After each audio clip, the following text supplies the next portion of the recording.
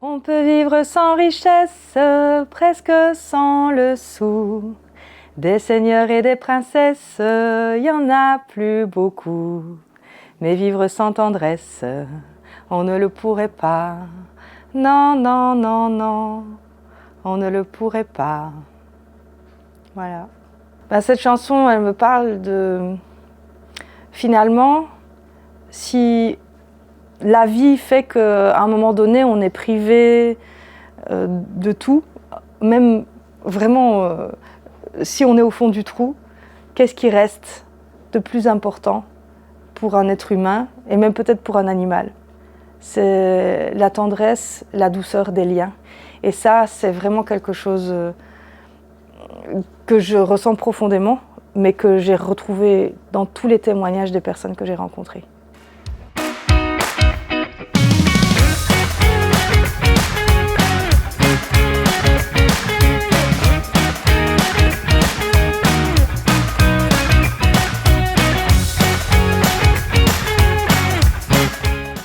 Donc, je m'appelle Geneviève Wendelski, je suis conteuse. Autrefois, j'étais psychologue et anthropologue. Dans une autre vie, j'ai été chercheuse, j'ai travaillé dans la coopération développement, ce qui m'a amené à voir le monde de différentes manières finalement. J'étais travailleuse sociale aussi et finalement j'ai trouvé ma place dans le monde, je veux dire, via le médium artistique, parce que j'ai trouvé que c'était à cet endroit qu'on pouvait au mieux se rencontrer et toucher le cœur des gens. Donc au départ, il y a eu un appel à projet de la communauté de communes de Sélestat qui cherchait des artistes pour les aider à sensibiliser la population locale aux enjeux climatiques, à la sobriété énergétique, ce thème. Et donc on avait 1 an, jour pour réaliser ce projet, pour toucher la population.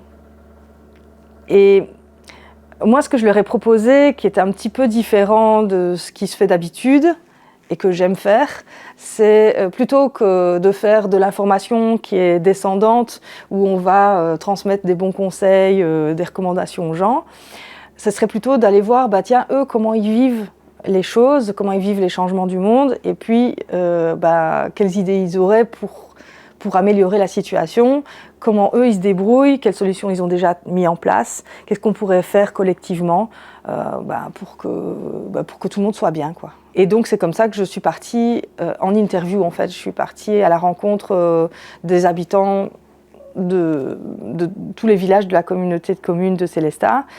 Et j'ai choisi aussi d'aller rencontrer différentes tranches d'âge et puis différentes professions pour essayer d'avoir un panel d'habitants un peu large, quoi, le plus large possible en tout cas.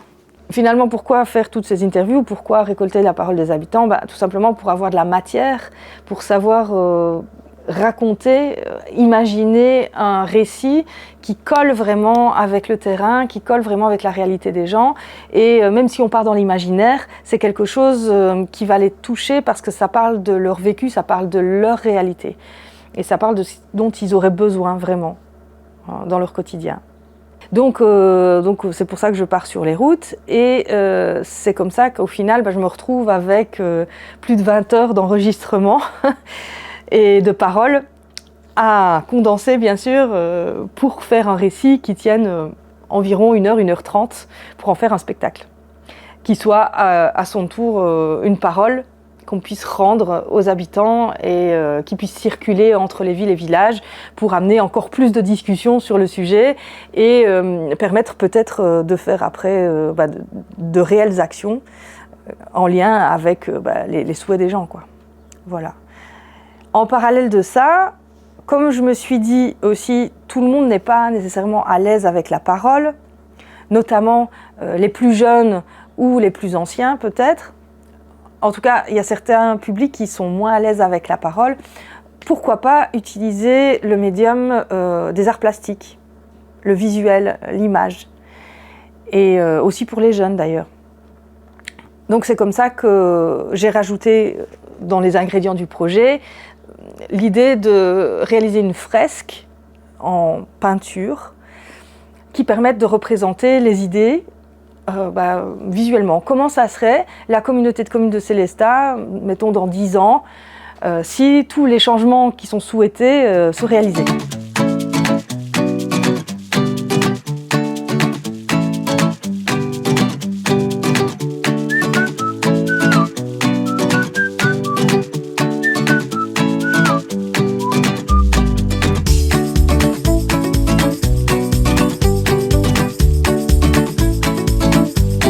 Les voitures, ça pollue. Je déteste les voitures. Moi, j'ai dit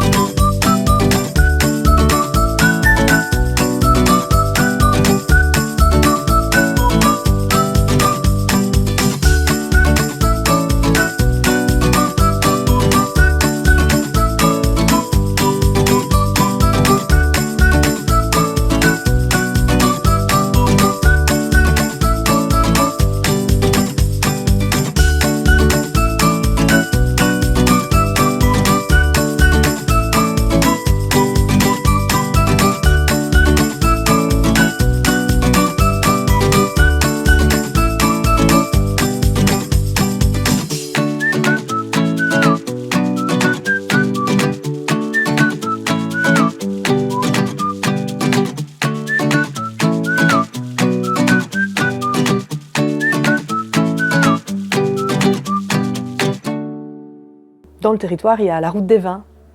Et la route des vins, il fallait y aller, évidemment, il fallait rencontrer les vignerons, quoi, qui sont quand même une profession très représentée et très représentative de l'Alsace centrale et puis du territoire de la Comcom de Sélestat. Donc nous voilà partis à Kinsheim, chez les Klein, et puis à Orgewiller pour rencontrer la coopérative des fêtières, quoi.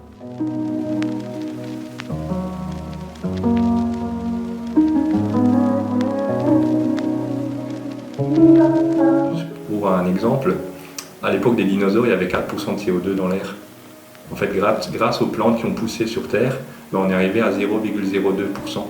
Et depuis qu'il y a eu l'industrialisation de l'homme, à cause des guerres, surtout 39-45, où à ce moment-là, en fait, la chimie a augmenté, et en fait, on est basculé maintenant à 0,04%. Donc en fait, on a juste augmenté de 0,02%, mais c'est déjà de trop pour l'équilibre de la planète, quoi. Et en fait, si on laisse pousser une simple petite herbe, qu'on la laisse finir son cycle, qu'elle se lignifie, on a déjà fait un beau travail. Mais on fait partie d'un écosystème, on fait partie d'un tout. Si on considère que en tant qu'individu, ça ne peut pas marcher. On fait partie de tout. Si on tue tout le monde, on ne peut pas vivre qu'avec des êtres humains. À un moment, il y aura plus. Nos plantes ne pousseront plus, qui vont nous nourrir. Et ça, c'est pas possible. C'est ça. Il faut qu'on puisse continuer à vivre. Et c'est seulement en étant ouvert et en prenant tout le monde en considération. Tout le monde, je parle pas que l'être humain, mais la vie, les arbres. Je pense qu'il y a une rupture maintenant, il va falloir... alors les structures, si elles veulent encore économiquement avoir des revenus, elles sont obligées de réduire au maximum le coût de la main-d'œuvre, clairement. Oui. Et c'est un peu un non-sens parce qu'on a envie de faire des choses, de s'engager pour l'écologie et au final, économiquement, on est obligé de gratter un maximum. Et puis en 2010, lors de la construction de la nouvelle cuverie inox, il faut du froid. Actuellement, on vendange sous la canicule parfois. On a des jus à 30 degrés qui partent tout de suite en fermentation. Ça, faut l'éviter, il faut tout de suite refroidir. Ça demande beaucoup de frigorie, donc de l'énergie. Et puis pour économiser un peu sur ce poste, la cave a quelque chose comme 17 puits de géothermie. On fait, c'est un système, il est bon pour l'environnement parce que la chaleur de la fermentation est envoyée en terre. Oui. Et en hiver, quand on a besoin de chaud, par exemple pour relancer une fermentation ou chauffer les locaux, on peut récupérer la chaleur du puits.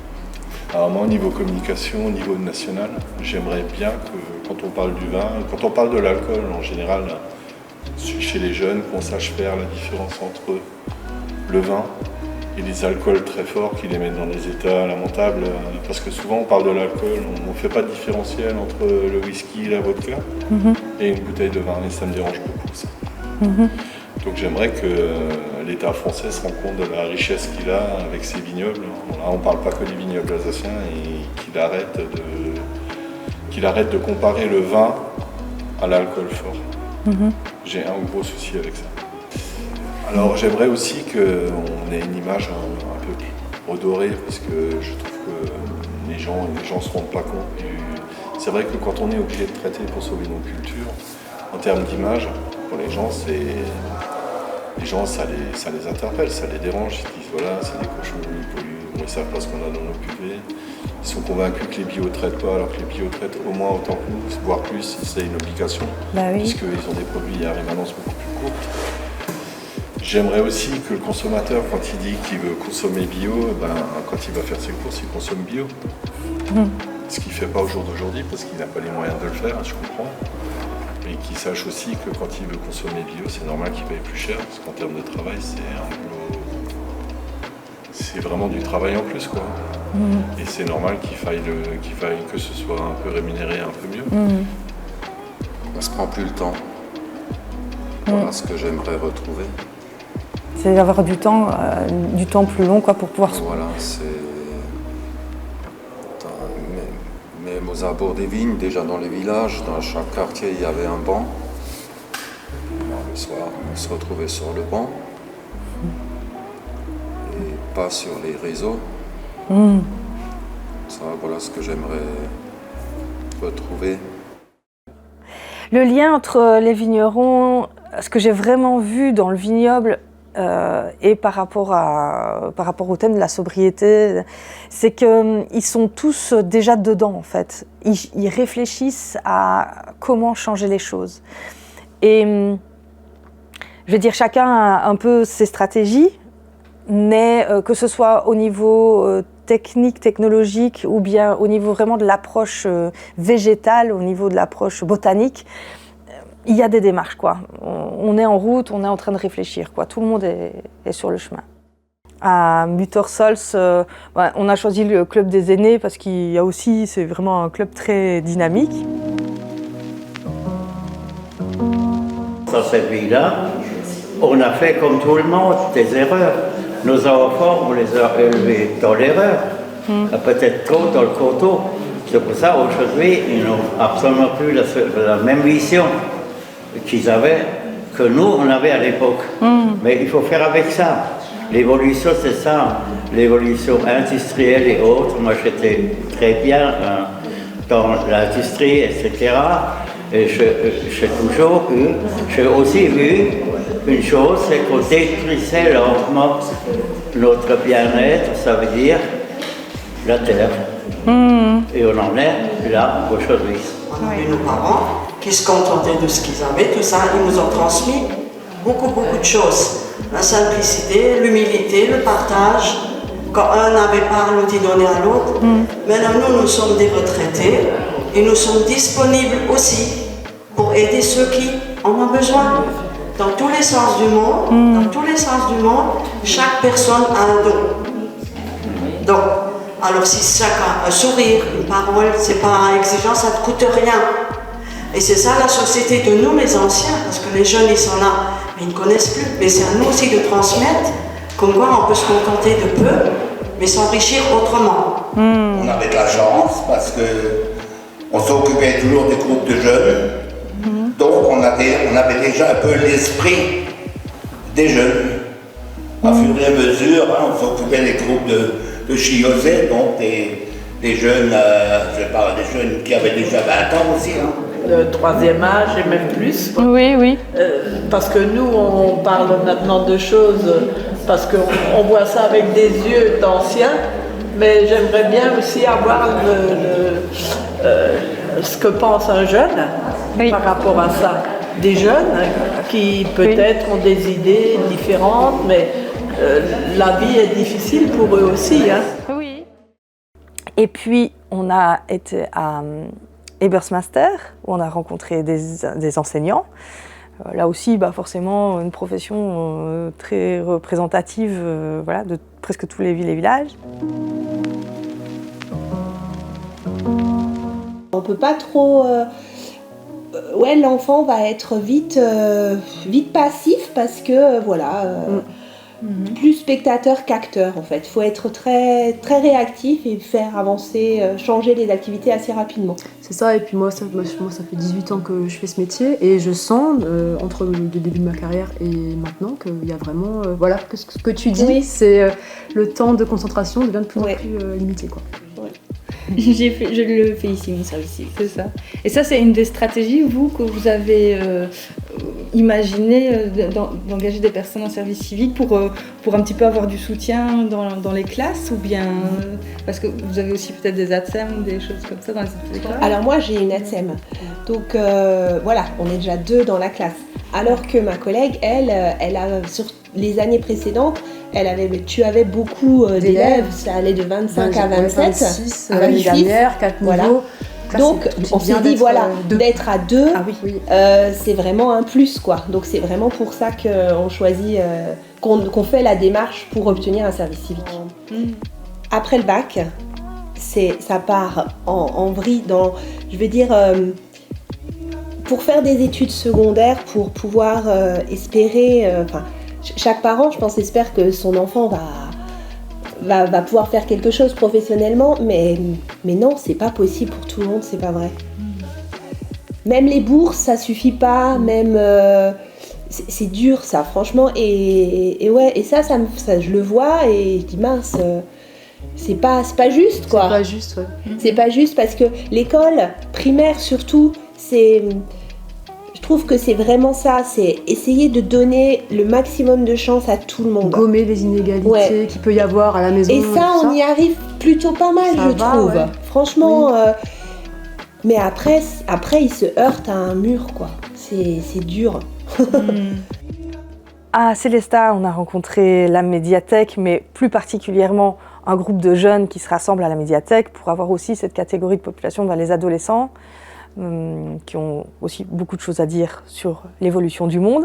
Il faudrait plus valoriser ces métiers-là, les métiers difficiles. Ils devraient carrément avoir des grosses primes et tout ça pour qu'on ait envie de les faire. Et oui, et aussi par exemple ce que vous disiez tout à l'heure avec les bénévoles, c'est que justement ça soit rémunéré, mais pas par l'association, parce que sinon c'est bête, mais justement par l'État.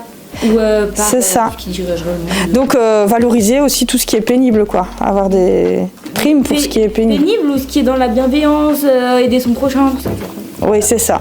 Et tout ce qui est pas qui font des boîtes pour les SDF. Tout ce qui est pour l'instant pas payé, quoi. Des activités à faire, etc.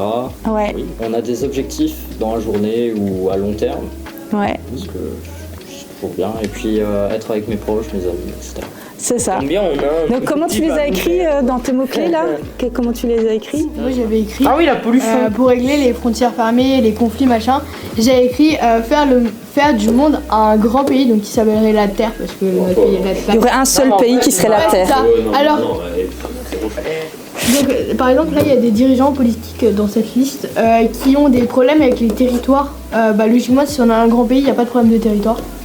On pourrait mettre des petits ministres pour chaque sous-pays. Et puis voilà. Obliger les citoyens à voter, parce que c'est un petit peu leur responsabilité en tant que citoyens d'élire leurs représentants en fait. Donc en étant complètement laxiste, en se disant oh c'est pas grave, je vais laisser passer, c'est eux qui verront. C'est juste une attitude très simpliste et c'est pas très adapté pour la politique. Parce que ce qu'en politique on essaie de faire en général, c'est arrondir les angles pour mieux manipuler son audience. Et justement, qui dit arrondir les angles dit simplification. Et justement la politique c'est pas simple. Donc c'est en disant les choses telles qu'elles sont qu'on peut trouver des solutions. Parce que qui dit simplifié dit extrême. Et je pense qu'on est tous au courant ici que l'extrême, que ce soit des deux côtés, ça n'a jamais mené à de bonnes choses. Les jeunes de la médiathèque, ils m'ont vraiment surpris. Ils m'ont vraiment surpris. À la fois parce qu'ils nous ont amenés sur des axes, des visions de la sobriété tout à fait inattendues. Sobriété militaire, sobriété numérique, sobriété oui, bien sûr, au niveau de la consommation, mais même dans les liens, finalement, qu'est-ce qui est essentiel? Est-ce qu'il faut avoir 10 millions d'amis ou bien est-ce que c'est important d'avoir des liens forts sur lesquels se reposer, quoi. C'était très touchant. Et puis, où est-ce qu'on est allé encore? À Chervillers, on a rencontré, alors là plutôt le volet patrimoine. Donc ça, c'était l'association des veilleurs du Rammstein, qui nous ont parlé à la fois de patrimoine, mais aussi de nature.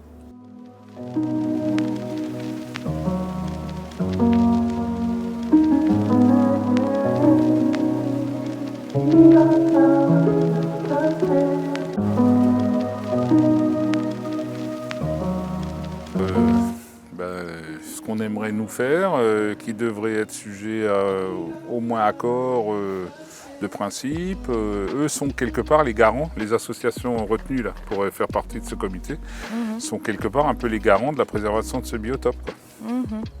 Au-delà de l'État, hein, puisque le vrai garant c'est l'État. On va avoir sous peu un axe routier sous le nez, avec une circulation plutôt intense. Et donc, même si on n'intervient que le samedi, il y aura peut-être un peu moins de trafic que la semaine, mais pour autant, on aura un trafic important là en contrebas dans la vallée, alors qu'on était jusqu'à présent plutôt calme. Enfin, c'est ça, donc une bonne grosse pollution sonore, visuelle. Sonore, visuelle, on l'aura. Et en plus, ça va rouler plus vite que là où passaient les véhicules, dans l'idée de préserver ce biotope. Oui. On n'est pas en train de vouloir le modifier, de le faire évoluer, etc. On n'est pas là-dedans. Oui, c'est ça. Donc on est plutôt dans comment est-ce qu'on peut travailler ensemble. C'est-à-dire que nous, on est quelque part des empêcheurs, on va dire, des perturbateurs du biotope. En ayant une activité, ne serait-ce qu'une journée par semaine, on est quelque part contrariant au niveau du biotope. Même en étant la plupart du temps à pied et même voilà, en étant... Mais malgré tout, on est une présence humaine, on intervient en périphérie des murs, donc on a un impact. On ne peut pas nier. Mais que le comité de gestion et la préfecture tolèrent, entre guillemets, puisqu'on a des autorisations pour le faire, mais avec l'idée d'avoir une intervention la plus légère possible, la plus souhaitable pour eux, hein, évidemment, puisque l'idée c'est de préserver toujours ce biotope et ces espèces. Je ne peux pas faire une manifestation le 1er mai au château parce qu'on est en période de nidification du faucon cresserelle, qu'il venait d'apprendre par nous, hein, qu'il y avait un couple de faucons cresserelle. Pas de la LPO. Hein. Je veux dire, nous, on a l'honnêteté de dire on a manifestant un couple de faucons cresserelle, mais moi je rêverais que LPO vienne me voir et dire écoutez, top, on sait maintenant qu'on a un couple de faucons, ce que j'aimerais c'est qu'on discute de voir comment vous pourriez nous aider à protéger cet animal-là. Enfin, je trouverais ça bien. Oui. Ben non. Pourtant aussi du coup dans votre cadre. Moi je suis plus patrimoine mais aussi soucieux de l'écologie, mais plus patrimoine puisque je suis là pour consolider un château. Oui. Une opération de préservation de ces ruines pour les transmettre aux générations futures, dans de bonnes conditions, et tout en étant accompagné, encadré par, que ce soit la DREAL, la DRAC, mais les instances écolo, etc. C'est-à-dire qu'on en fasse des lieux de vie, ou au moins de préservation de ce patrimoine, et de vie, pour que tout le monde profite. Donc je rêverais, moi, de chantiers qui seraient ouverts au public, avec des associations accompagnées par des services de l'État, que ce soit de la DRAC et autres, pour que on ait quelque part en filigrane le fait qu'on préserve bien ces châteaux. C'est intéressant au niveau des technologies, parce qu'on a beaucoup parlé aussi de construire un château fort. Du temps où il n'y avait pas de moteur, il n'y avait pas d'énergie fossile comme aujourd'hui, c'est quand même une sacrée performance, quoi. Donc voilà, alors Monsieur Sigrist, ça tombait bien que je le rencontre parce que j'avais justement vraiment besoin d'aller chez le coiffeur. Très très chouette aussi de rencontrer le monde des commerçants parce que finalement c'est quand même une très grosse corporation, je veux dire, des professions du territoire.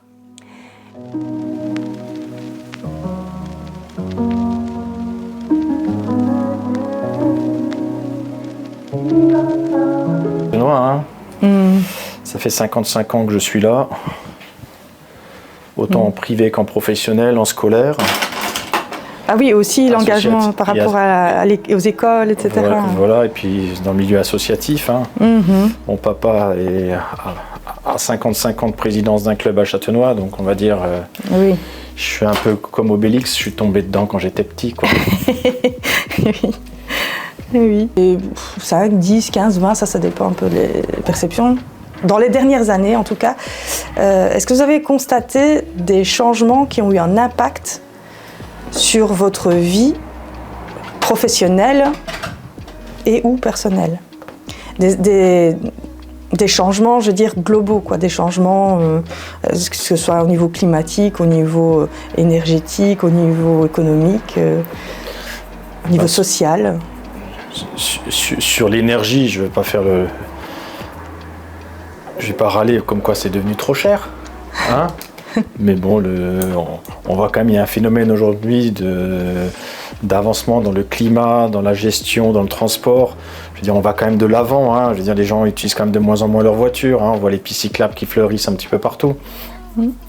Donc, ce qui est quand même une très bonne chose, hein. On a les transports en commun qui ont été amenés par le TIS, hein, qui évolue de plus en plus, hein, qui permet des transports plus faciles, que ce soit pour les ados ou même les gens qui travaillent. Hein, ce matin encore, j'ai dû déposer ma fille d'urgence à la gare de Célestat. Hein, elle va travailler sur Strasbourg. Tout est beaucoup plus facile aujourd'hui. Il y a une multitude de trottinettes, de vélos qui utilisent ces transports en commun. Accéder aux transports en commun, quoi, ce qui n'était pas le cas avant. Hein. Avant, on était vraiment dans une tout-voiture. Hein. Donc, on a quand même des belles évolutions. Il faut que ça continue dans ce sens-là. Vous, est-ce que vous verriez une évolution très nette du paysage? Imaginons dans 10 ans, si tout ce qu'on applique, tout ce qu'on voudrait appliquer est appliqué, est-ce qu'il y aura un gros changement au niveau de Châtenois? Est-ce qu'on verrait quelque chose de vraiment très différent? Ou bien est-ce que ça serait assez semblable? Alors imaginez, je n'imagine plus. Je suis né en 69, l'an 2000, il n'y avait plus de voitures. On est en 2024, elles sont toujours là. Donc imaginez comment on va vivre dans 10 ans. J'espère aussi bien qu'aujourd'hui, ça sera déjà bien. Mais imaginez, j'ose plus imaginer, voilà. Vous avez peur d'être déçu Non, pas du tout déçu, mais je pense qu'on ne peut pas imaginer ce qui arrive. Hein, je ne veux pas être dramatique. Qu'on n'ait pas de guerre. Oui, c'est ça. Il y a tellement d'inconnus ou tellement de changements que c'est difficile c'est difficile de se projeter finalement. Tout à fait. C'est ça. En tout cas, je veux dire, on a continué à évoluer dans le positif et il faut rester dans ce sens-là. Après, on ne sait pas comment on va évoluer effectivement. Mais on n'est pas loin d'être à plaindre. Hein. Je vois aujourd'hui, quand moi j'étais gamin, pour partir à l'étranger, c'était compliqué. Aujourd'hui, je vois mes enfants, devant la porte, il y a le TIS. Du TIS, ils vont à la gare. De la gare, ils vont à l'aéroport. Et ils font le tour du monde. Avec un téléphone dans la poche. Ouais. C'est déjà beaucoup. Oui, c'est une grande liberté. Le contexte d'aujourd'hui est tendu et donc forcément ça se ressent chez les commerçants. Et c'est pas si évident que ça de s'adapter à ces changements. Donc sobriété, oui, mais avec le prix de l'énergie aujourd'hui, c'est pas si évident que ça, quoi. Donc forcément, ils ont été obligés d'aller vers la sobriété, mais est-ce que c'est dans le bénéfice de leur activité? Ça c'est pas gagné, quoi.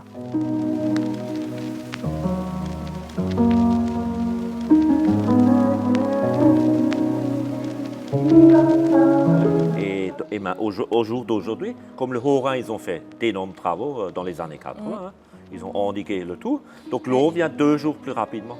Avant, ça mettait un peu plus longtemps pour venir chez nous. Et aujourd'hui, comme tout est endigué, ça vient chez nous, il n'y a rien qui est fait. Il n'y a pas d'entretien, il n'y a rien qui est fait. Il faut être honnête.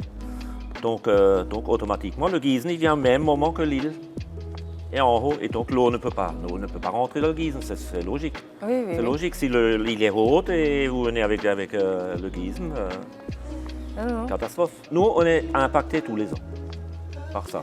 Mais bon, nous, au niveau agricole, on fait avec, on n'a pas le choix. C'est ça. On fait avec. Mais une fois que les maisons sont sous eau, là, il y aura des travaux qui seront faits. Parce que le déversoir a été fait, pourquoi est-ce qu'il a été fait, le déversoir et la digue? Parce que Ebersheim était sous eau.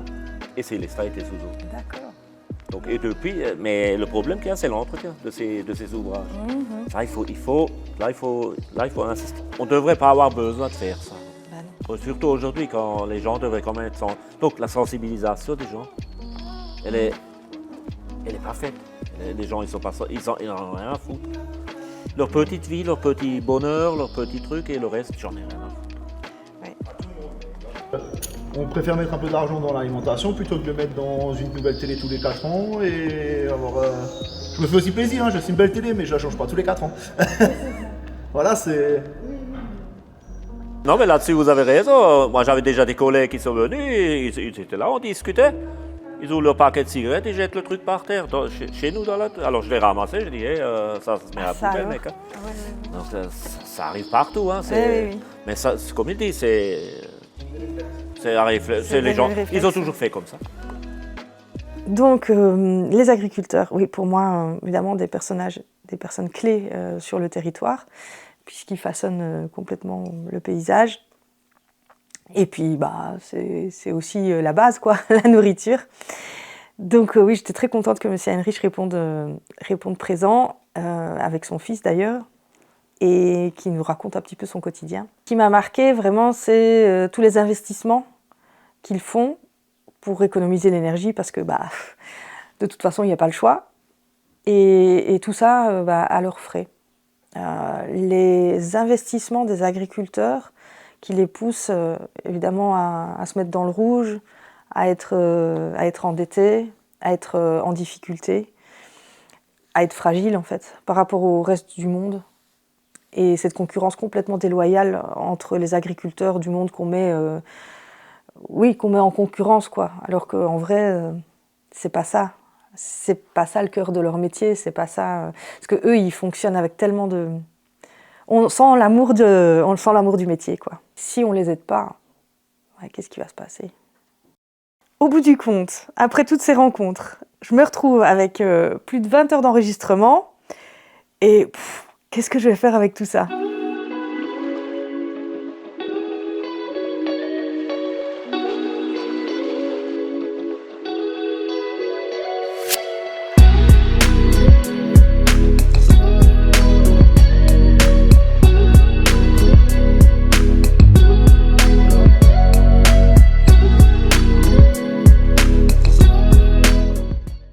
Et à un moment donné, j'ai eu besoin de le partager avec des regards extérieurs.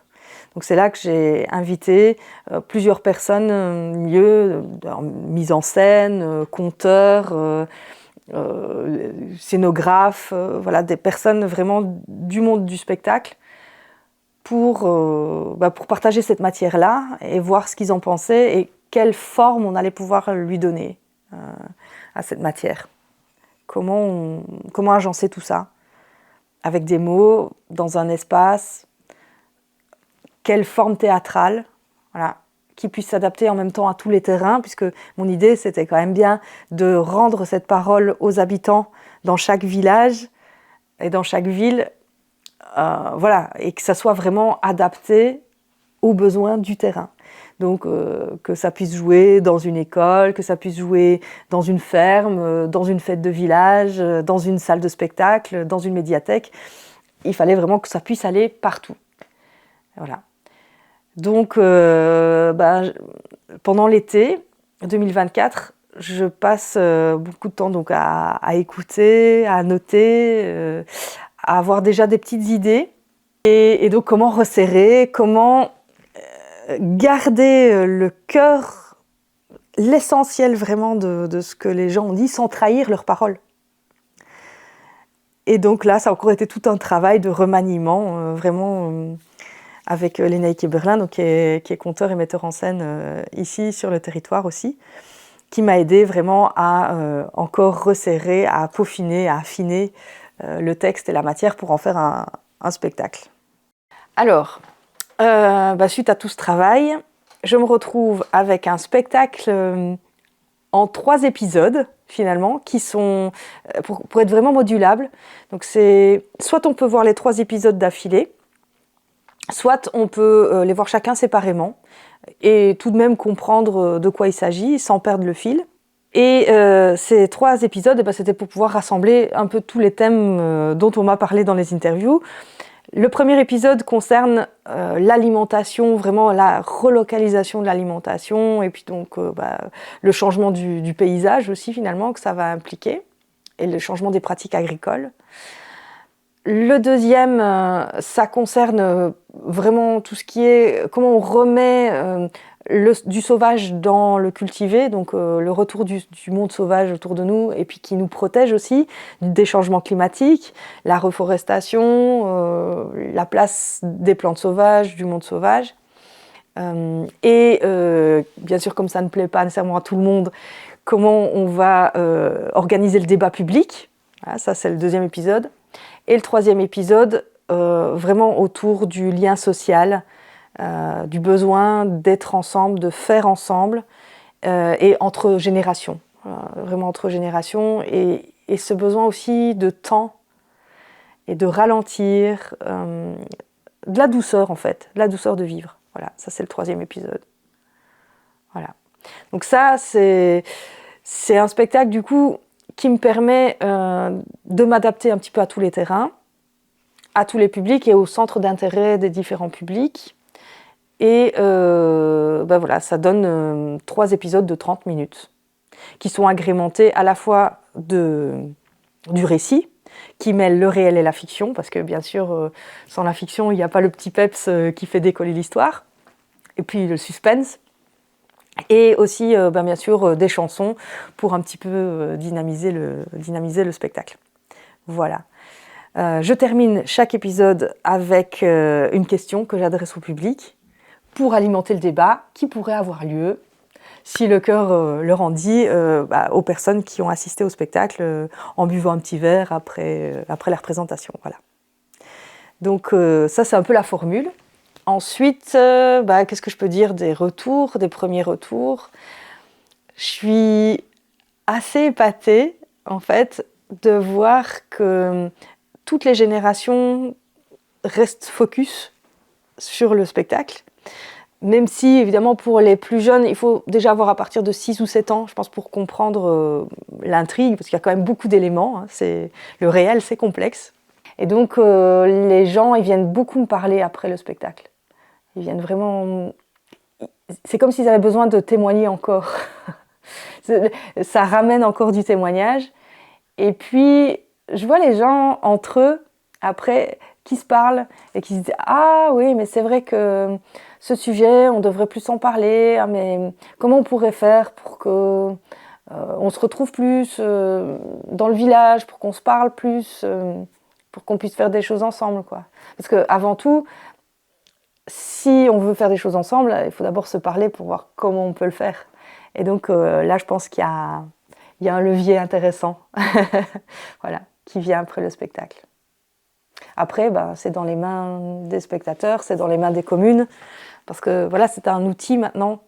Il est créé, c'est un spectacle, mais c'est aussi un outil que la communauté de communes va pouvoir réutiliser pour des événements que chaque commune peut bien sûr demander pour toutes sortes d'occasions. Et voilà, moi je me tiens à disposer, je serais très heureuse de pouvoir que ce spectacle il puisse aussi alimenter de nouvelles démarches, de nouvelles dynamiques, pour créer du lien et puis pour changer les choses, quoi, pour que les gens puissent se mettre en action. Voilà.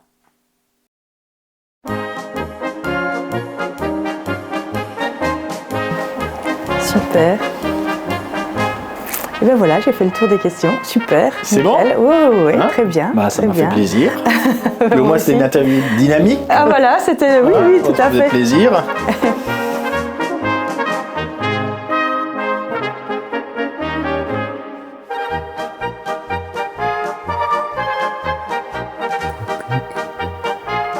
il est bon.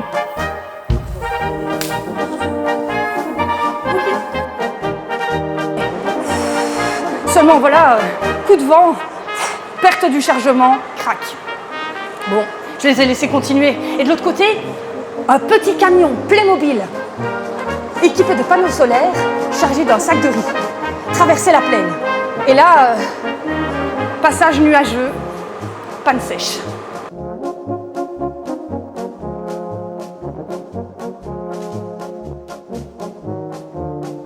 Je propose de dessiner et de peindre les idées aussi pour les autres participants, pour les autres habitants, si ça vous dit. De faire un peu comme des peintres publics, vous voyez. Donc, vous savez, les écrivains publics, c'est ceux qui écrivent pour ceux qui ne savent pas écrire.